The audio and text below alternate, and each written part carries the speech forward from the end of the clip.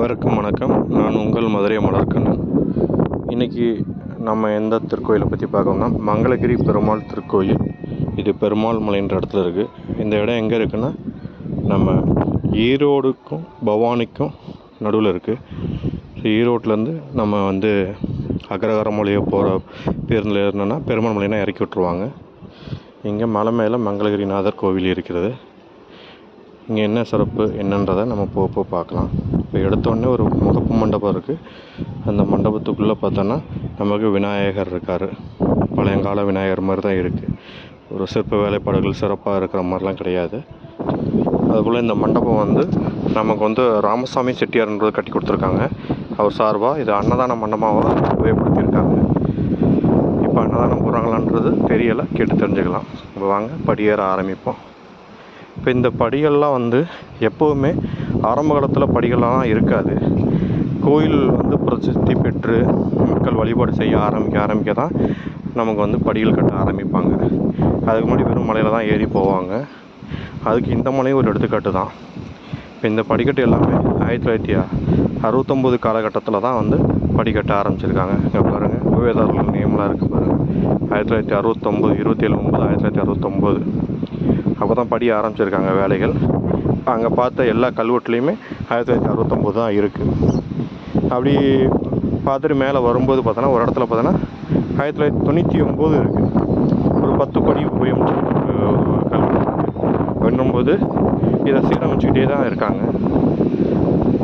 இது சின்ன மலை தான் ஏறுறதுக்கு. ஏறும்போது மோப்பு மண்டபம், அதுக்கடுத்து ஒரு சின்ன மண்டபம் ஒன்று இருக்குது. சுற்றி பார்க்கும்போது இயற்கையாக. இப்போ அந்த 2வது மண்டபத்தையும் தாண்டி வரும்போது இங்கே அடுத்து ஒரு செங்குற்றான ஒரு ஏத்தம் இருக்குது. இந்த ஏத்தத்தை ஆரம்பிக்கும் போதே பார்த்தோன்னா இந்த மலைகள்லேருந்து வெட்டி எடுக்கப்பட்ட கற்களவே அப்படி அடுக்கி ஒரு நுழைவாயில் மாதிரி வச்சுருக்காங்க. பார்க்கவே அழகாக இருக்குது பாருங்கள். 2 பக்கமுமே அடுக்கி வச்சுருக்காங்க. அதுலேயே ஒரு நாகர் சிலை பிரதிஷ்டை பண்ணியிருக்காங்க சின்னதாக. வாங்க அப்படியே மேலே போவோம். வேறு என்னென்ன இருக்குதுன்னு பார்க்க. இந்த மலையிலேருந்து பார்க்கும்போது ஈரோடு சுற்றி இருக்க எல்லா மலையிலும் நல்லாவே தெரியுது. இதுதாங்க வேதகிரீஸ்வரர்.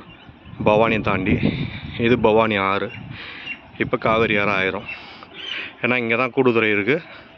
கூடுதுறைலாம் பவானி, காவிரி, அமிழ் நதி எல்லாம் சேர்ந்து காவிரியாக மாறிடும். அப்படியே வலது பக்கம் பார்த்தோன்னா நமக்கு திருச்செங்கோடு அர்த்தநாரீஸ்வரர் மலை இருக்குது. அது இங்கே கண்ணுக்கு நல்லா இருக்குது, கேமராவில் பார்க்கும்போது சின்னதாக இருக்குது. இதுக்கு நேராக பார்த்தோன்னா இந்த சங்கு போல் இருக்க தான் சங்ககிரி மலை, திருஞ்சின்னமலை கோட்டை இருக்கக்கூடியது. சுற்றி இருக்க எல்லா இடத்தையும் நல்லா பார்க்கலாம் இந்த மலையிலேருந்து. வாங்க மேலே போவோம்.